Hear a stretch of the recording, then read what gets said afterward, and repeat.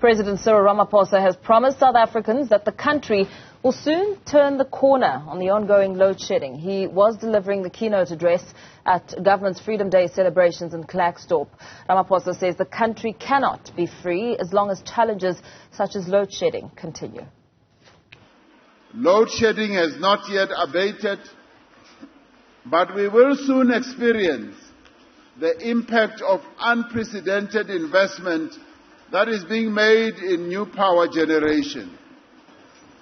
When we emerge from this crisis, our energy system will have been fundamentally transformed.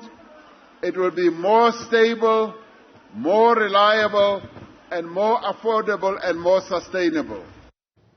Now, Ramaphosa admitted that the country still has a long way before it enjoys its freedom, while millions of people are unemployed and living in poverty.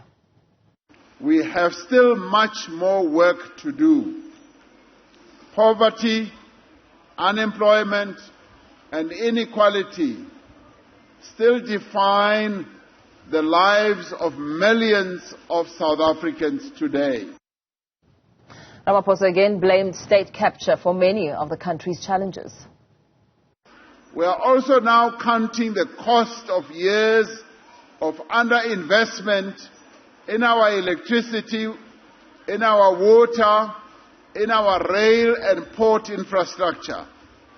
We are feeling the damaging effects of state capture and corruption and concerted efforts to weaken our state and public institutions.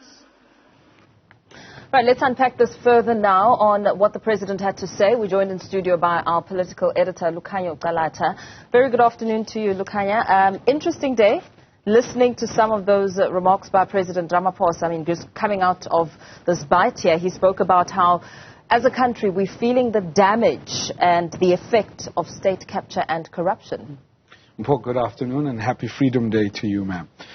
Interesting that the President would actually make these remarks. We are also now counting the cost of years of underinvestment in our electricity, water, rail and port infrastructure. So for 29 years now, the African National Congress has been the governing party in this country.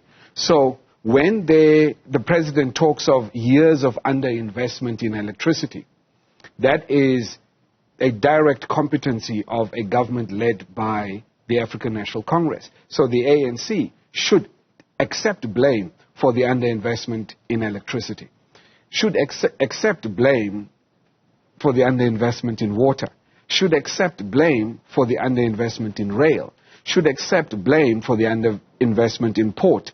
It should accept blame for the 18 million people that are currently on social grants in this country. So it's interesting that the President at no point referred to the African National Congress at all during his speech. He said, we. It's interesting that all of a sudden now there's a collective we. But yet when they are busy dishing out tenders to one another, we as a country are not involved. Mm-hmm. It's just the political elite that are closely linked, I suppose, to the African National Congress. Yeah. So, it's a little bit hypocritical. What the President said today. I want us to expand a little bit on the social grant support of around 18 million poor and vulnerable people. I mean, surely, as we mark Freedom Day and reflect on the journey so far, that figure is devastating. It really is shocking compared to what we saw in 1999, for instance. It shows that we're heading down the wrong road. We're definitely heading down the wrong direction. In 1999, there were 2 million South Africans that were receiving social grants and social grant support. Mm-hmm. Today, about 23, 24, 25 years later, there are 18 million South Africans receiving social grants. So it means that there are more people dependent on the state today than there were in 1999. Now, yes, we could say, okay, we live in a democracy. Maybe some of the people that really deserved these social grants weren't given these grants under the apartheid government. Or we could look at the real symptom of this situation and we could say there are 18 million South Africans who are forced to go on social grants as their only means of an income, because the African National Congress and the government that it leads has not created the kind of environment that is conducive towards jobs and people earning meaningful salaries and people being able to work for themselves. Again, that's a point that must come back and sit squarely on the shoulders of the ANC and the government that it's led for the last 29 years. Yeah, because what came out of that is that 10 million South Africans are without work.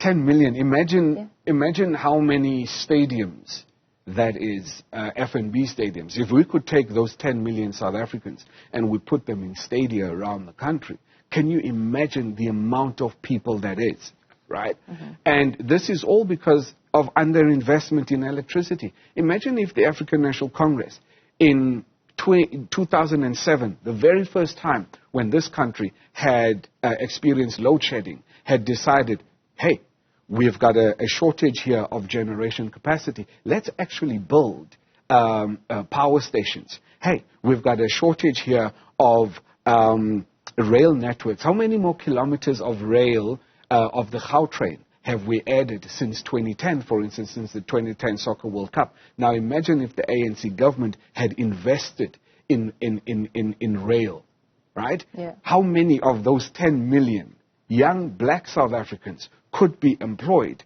working and building rail networks for this country, maintaining them, engineering them, and taking our country forward where we need to be competing with first world countries such as Japan, such as the US, such as countries in Europe, such as Spain, that have got very advanced high-speed rail networks.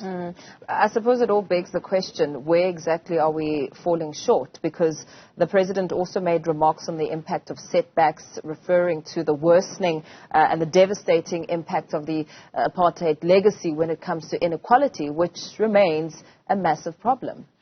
Mpo, I don't disagree with the President in that regard. Yeah. Where I disagree with is that the ANC has now had 29 years to address a significant portion of that legacy. Now, apartheid lasted about 46 years from 1948 to 1994. Mm-hmm. The ANC has only been in government for about half of that, right? So we understand that it's still going to take a few years before we can get to that point where, there's equality.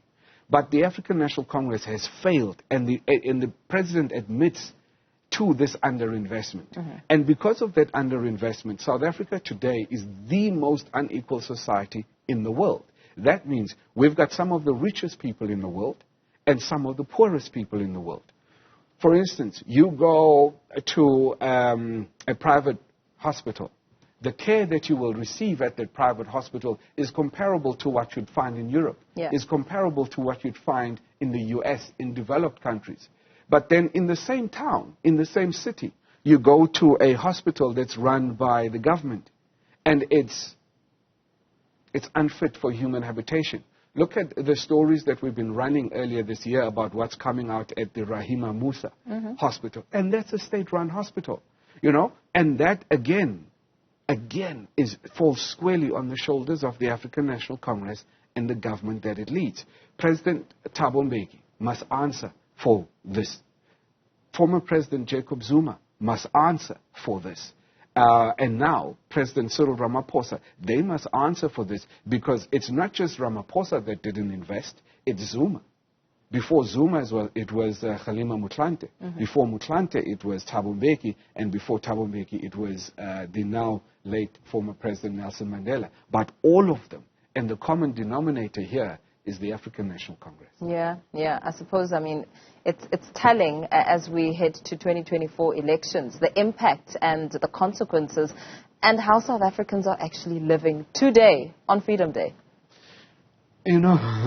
There are some aspects, for instance, that really have been bequeathed on us and are really, where South Africa can truly say that we are experiencing the freedoms as enshrined in the Constitution. I'm sure you've seen throughout the day we've been running a story by one of our colleagues, Lukhanyo, where she's, this couple, the same-sex couple that are talking about marriage and all of that. So we can celebrate that aspect, and we can say that, yes, our constitution, it allows us to be who we want to be, and we can, have same-sex marriages legalized in South Africa. Yes, of course, that we must celebrate. But there is so much more that needs work, where we have fallen so far behind to where we were supposed to be by now, 29 years later, that it is just completely unacceptable. For instance, the issue of justice. Yes, I mentioned that. There are some people that obviously know me. I would call myself a justice activist, particularly for my father, who was part of the Craddock Four. So I continue to demand justice for him and his comrades. But I also look, for instance, at more contemporary issues. For instance, the murder of Keenan Forbes that happened just a few weeks ago, where he was shot. There were people in the street. There were cameras. We've all now seen how he was shot. But how come there still hasn't been anybody arrested for Keenan Forbes' murder, him and Tibbs? We look at the story of Senzo Meyiwa, People were in the house. So how come there's still not people arrested for the murder of Senzo Meyiwa? Justice, we look at this story that we've been running as well about the Nulane case that was thrown out in Bloemfontein. It is a terrible indictment on the African National Congress. The very first case that we're seeing that relates to state capture. The judge had to literally discharge it. She had to throw it out of court because the NPA and the job that they did was so woeful that the judge had no option but to say, I'm sorry, but I cannot continue to entertain this. So, when we look at the government of the ANC over the last 29 years, it has failed us on so many different levels. It's going to be interesting to see what they're saying to us in the public going towards 2024.